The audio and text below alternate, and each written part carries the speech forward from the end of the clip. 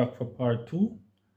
In the last video, we had discussed cancer, what cancer is, and how it comes about, right? Via damage to the mitochondria.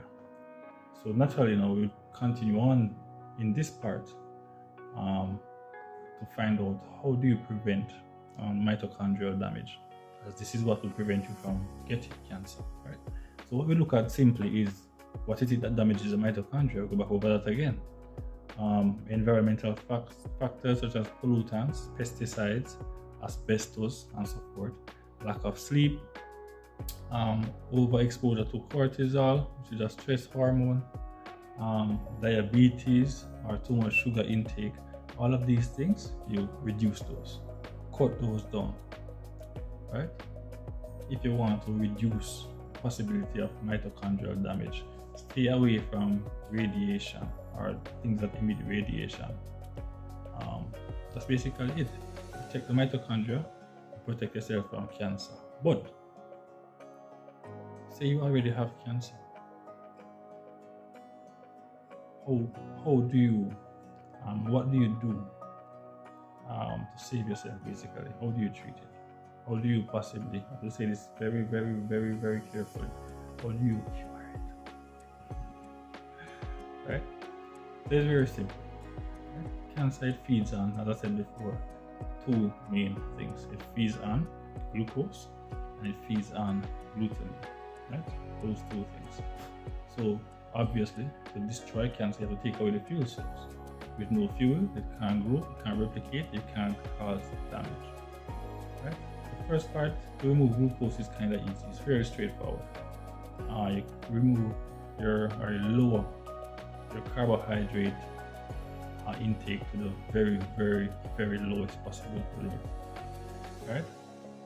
And by carbohydrates, I don't just mean like sweets and biscuits and stuff. I mean like rice, flour, fruits, all of those things, everything that has or produces or gives glucose.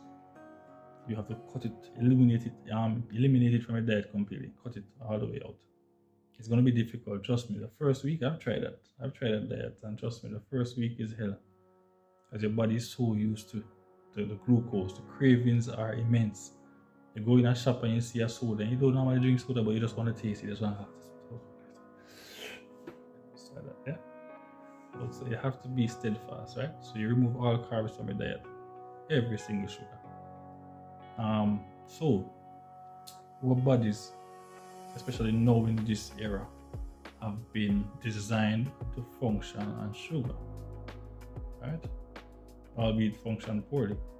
So when you remove that sugar, what happens in the body is that it now tries to find an alternative source of fuel, similar to how the cancer cell, when the mitochondria is damaged, it tries to find an alternative source of fuel.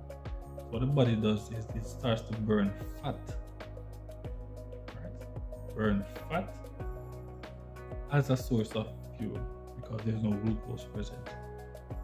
The good thing with fat is that you can control how much fat you intake, right? So you can know how much butter, how much bacon, or that kind of stuff you eat. So you have an idea of how much your daily intake of fat is. So you are in control of your energy, how much energy your body creates and so forth. Right? So there's a specific diet which is designed for this. It's called the ketogenic diet. Right? So it's a low carb, high fat, and medium protein diet. So it basically incorporates a lot of eggs,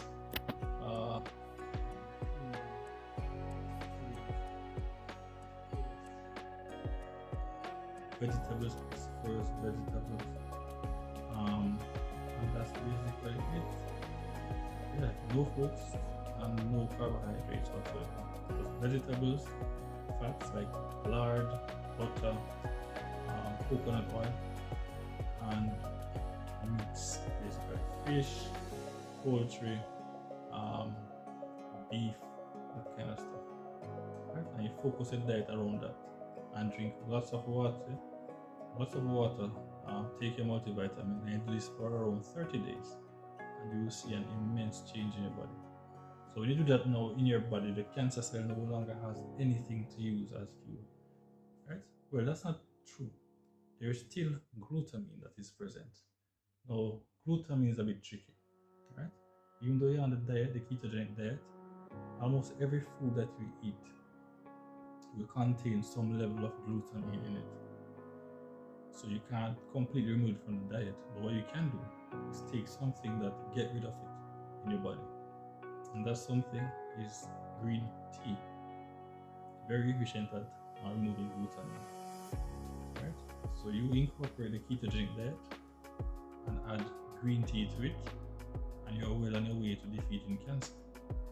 Right? But there's still one very, very, very, very, very important process that has to take place for it to complete the cycle and actually destroy the cancer cell. Right? And that process is called autophagy, or as some people say, autophagy. Right? I'm going to do a video about this, a separate video about this soon.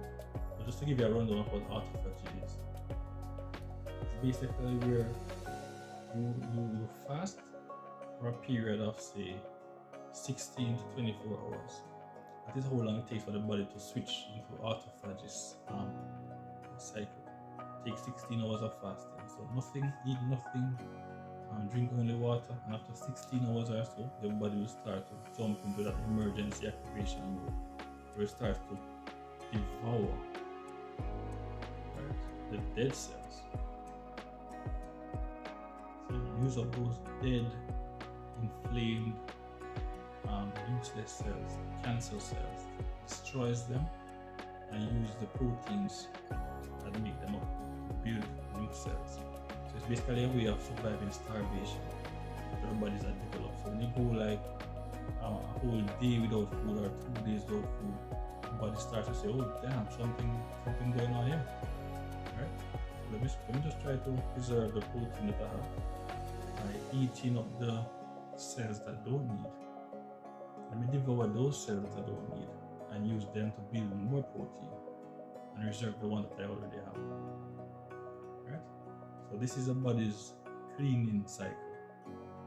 It's automated cleaning cycle. And if you go through this cycle enough times, trust me, all of the inflammation you have, the joint pains, the bone pain, the arthritis, the acne on your face, you see my face clean and nice, look on it good. Talk it through. Look on that. Sweet. Let's see what I go on, man. You see, once you go through that cycle enough times, it completely resets your body in a healthy way. Right? Destroy any pathogen. I believe actually if you can go through this cycle for a full, if you do a fasting, a 30-day fasting, only water and electrolytes, it is believed that you can destroy almost any virulent bacterial or fungal organism in the body. Completely wipe it out. That was one of the beliefs of Dr. Sebi, and you know what happened to him. Right? So that is how you destroy cancer. Low sugar diet, low carb diet, drink a lot of green tea, destroy glutamine, and do a lot of fasting. Specifically, the fasting have to last longer than 16 hours. Preferably longer than 24 hours, but no less than 16 hours, so that autophagy stage can kick in and the body can start its recycle process.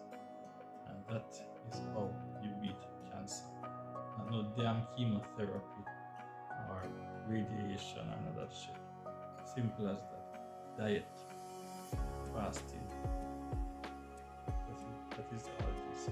Diet and fasting. Our bodies are remarkable. They were designed to last and well.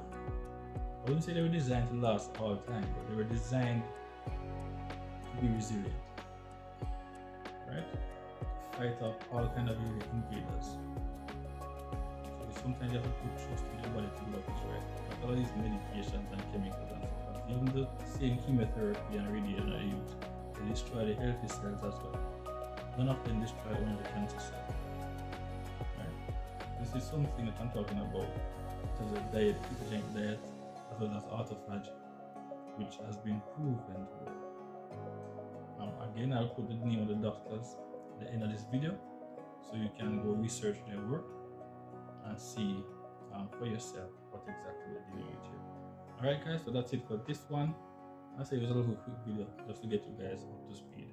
The next one will be on autophagy. It's going to be a very to the point direct video, so to get you caught up so you can understand what is going on in your body and how you can trigger that stage that actually does healing on a personal level. All right, that's it. Take care. See you on the next one.